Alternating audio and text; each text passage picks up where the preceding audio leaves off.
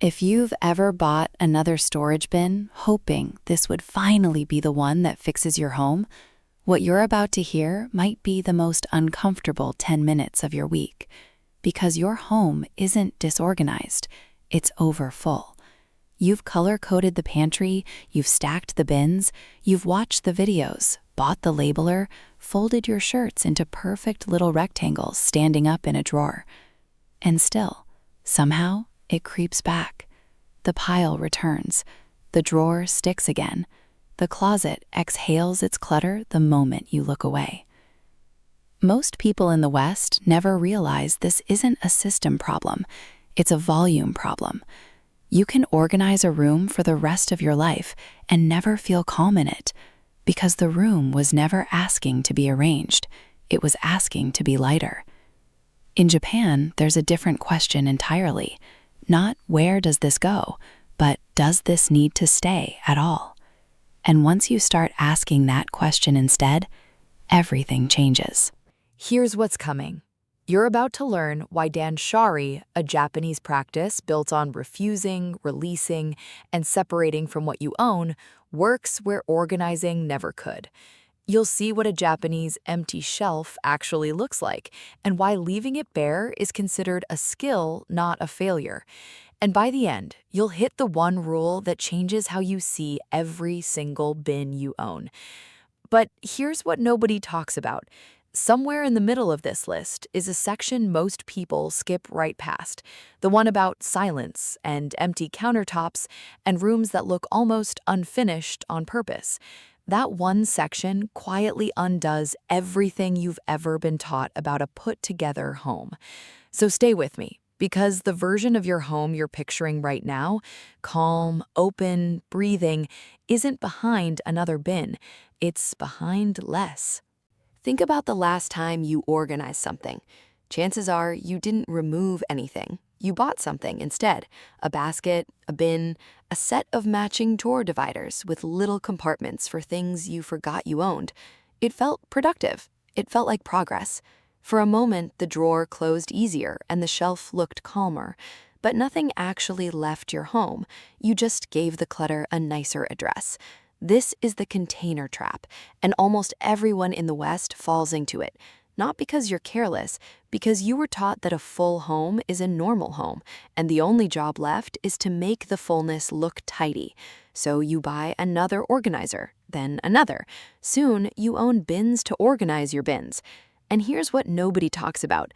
Every container you buy is a quiet agreement with yourself that everything inside it gets to stay. You're not solving the overflow. You're building it a home of its own, one label at a time. In Japan, the instinct runs the opposite direction entirely. Before a single basket gets purchased, one question comes first. Not where does this go, but why is this still here? That question is where the real work begins. Number 1. The practice that makes every container in your home unnecessary. In the West, tidying is treated as an ongoing chore, something you schedule, something you dread, a Sunday afternoon spent shuffling the same objects into slightly different positions only to do it all again in a month. You manage the mess. You never actually end it. Japan has a different approach, and it doesn't involve managing anything. It's called Danshari, 3 characters meaning refusal, disposal, and separation. It's the practice of consciously turning away what you don't need, letting go of what no longer serves you, and separating yourself from the emotional grip objects hold. Notice what's missing from that definition. There's no mention of bins, no mention of labels. Danshari doesn't ask you to arrange your belongings. It asks you to have fewer of them. And this is the part that changes how you see everything else. Organizing is maintenance. Danshari is resolution. One requires constant upkeep for the rest of your life. The other, once practiced, means there's simply less left to manage. You've been organizing for years. Japan solved this centuries ago by refusing to accumulate what would need organizing in the first place. So what does that actually look like on a real shelf in a real home? That's where the second half of this gets uncomfortable. Number 2, the empty space you've been taught to fear. Picture a Western living room. A shelf sits bare. What happens next? Someone fills it. A candle, a frame, a little ceramic something from a shop that sells things nobody needs. The empty space feels wrong, almost embarrassing, like the room forgot to finish getting dressed. In Japan, that same bare shelf tells a completely different story. It's called ma, the space between things, the pause, the deliberate emptiness left on purpose. Ma isn't a gap waiting to be filled. It's treated as its own kind of presence, as necessary as the objects around it. A traditional Japanese room often looks almost bare to Western eyes. One scroll, one flower, wide open floor. And that's not a room still waiting for furniture. That's the room, complete. In the West, we see empty space as unfinished. In Japan, it's something else entirely, space that lets the few objects present actually be seen, instead of drowning in a crowd of other things competing for attention.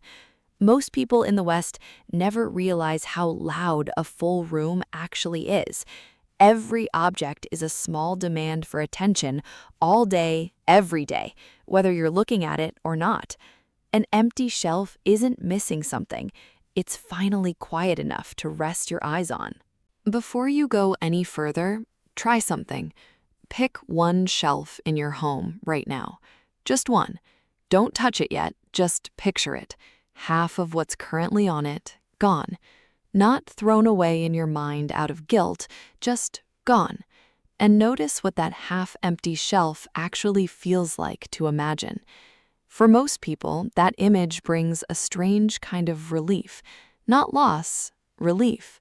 Hold on to that feeling, because what we're about to cover next, most people in the West have never even considered. It has nothing to do with decluttering your closet or your kitchen drawers. It has to do with something Japan noticed about objects themselves. That every single thing you own arrived for a reason, stayed for a season, and was always, quietly, on its way out. Most of us never think about our belongings that way. Japan built an entire philosophy around it. Number 3, the belief that lets you release something without a shred of guilt. In the West, we tend to think an object's value is permanent. If it was expensive once, it stays precious forever. If it was meaningful once, letting go feels like betrayal, like you're erasing the moment it came from. So the sweater from a relationship that ended stays folded in the drawer. The gift you never liked stays wrapped in the back of the closet. Guilt keeps the doors shut. Japan has a phrase for something related, though it comes from a completely different tradition, the tea ceremony.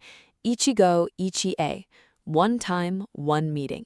The idea that this exact moment with these exact people in this exact form will never happen again, so meet it fully, then let it go. Applied to your belongings, the shift is quiet but enormous. That sweater had its moment.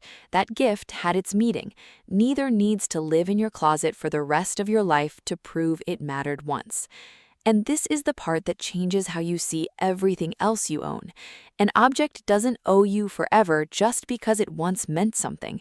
It already did its job. It met you fully in its season, and a season, by definition, ends. Number 4. The perfect shelf you've been chasing that was never actually the goal. You've seen the photos, the pantry with matching glass jars, the closet with every hanger facing the same direction, the shelf styled like a magazine spread, nothing out of place, nothing showing a single sign of use. That image sells a quiet promise that if your home looked like that, you'd finally feel calm. So you keep buying, keep matching, keep styling toward a version of organized that looks suspiciously like a showroom.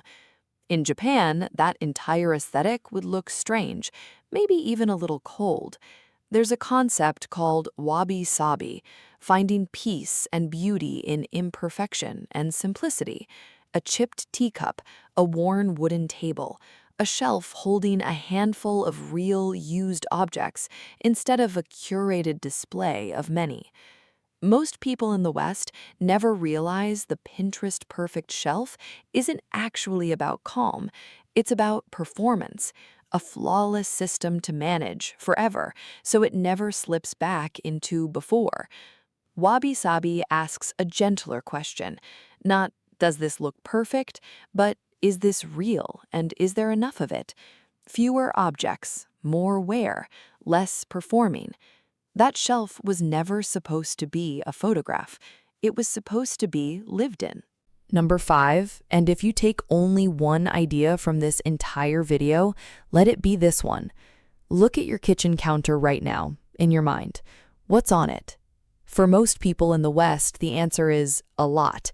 The coffee maker, the knife block, a fruit bowl, a paper tray, a charging cord.